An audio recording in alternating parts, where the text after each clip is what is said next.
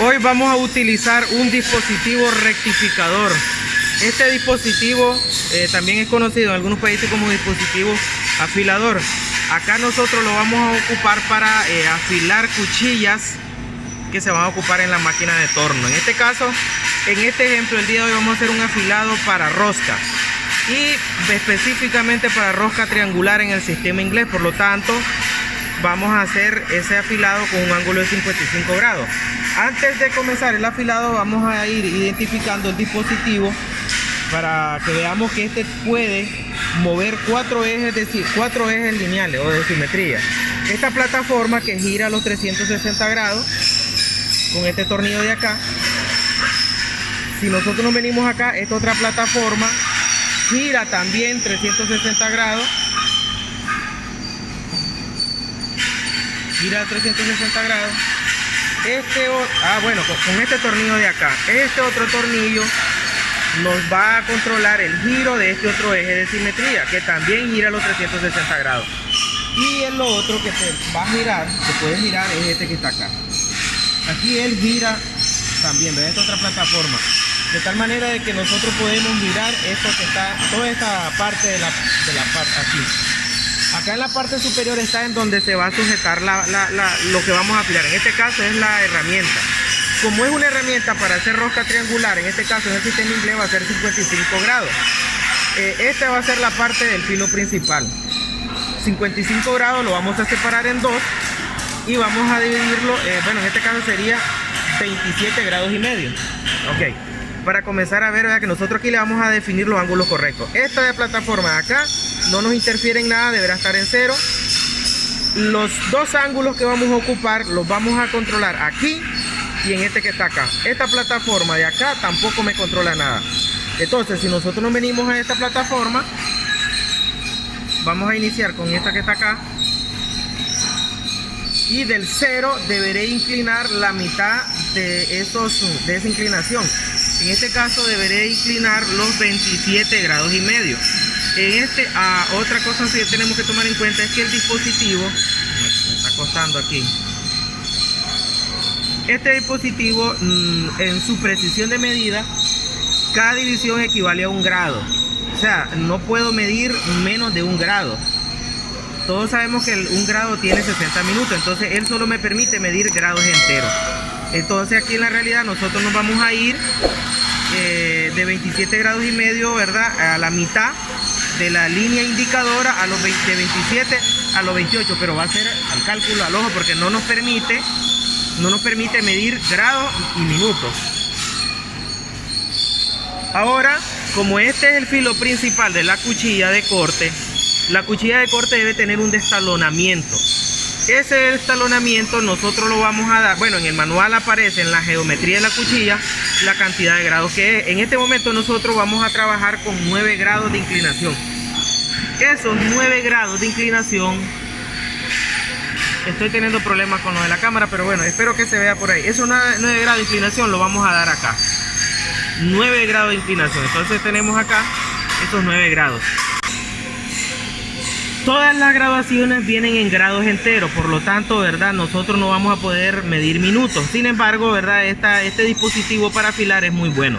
Entonces, como podemos observar, aquí está el 0 y nos hemos desplazado 9 grados para que la cuchilla tenga 9 grados de estalonamiento a cada lado y así permita un corte libre, un corte limpio a la cuchilla. En este caso, los filos principales de los flancos de la rosca. Entonces ahora, con esta pequeña explicación vamos a iniciar. De hecho ya la tenemos sujeta acá, ya tenemos la inclinación de la mitad de 55 grados, ya tenemos el destalonamiento, van a ser 9 grados y ahora solo conviene, ¿verdad?, comenzar a hacer el rectificado. Les dejo viendo acá, les voy a dejar todas las imágenes de todo el rectificado de la pieza. Espero que les guste el video y que además sea de ayuda para los operarios en Maquinado. Entonces ahora vamos a encender la máquina y bueno, espero que les guste el video.